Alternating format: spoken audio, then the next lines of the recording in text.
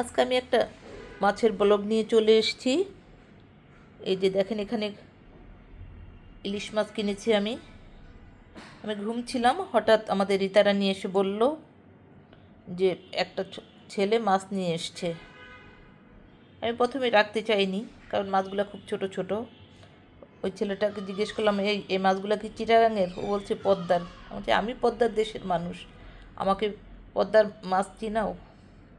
যাই হোক, সেটা বড় কথা না। আসলে ওই ছেলেটা খুব অনুনয় বিনয় করছিল, যার জন্যে মাছগুলো আমার কেনা। আসলে ওই ছেলেটা ছোট্ট একটা ছেলে, মাছ বিক্রি করে জীবিকা নির্বাহ করে, এই কারণে মাছগুলো আমি কিনেছি। কেমন হয়েছে আমার মাছগুলো কিনা আপনারা কমেন্টসে জানাবেন।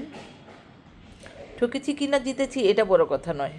আসলে আমি ওই ছোট্ট ছেলেটার দিকে তাকিয়ে আমি আসলে মাছগুলো কিনেছি। কেমন হয়েছে আমার মাছগুলো কিনা সবাই আমাকে কমেন্টসে জানাবেন। এই ছিল আজকের মতো আমার ছোট্ট একটা ব্লগ।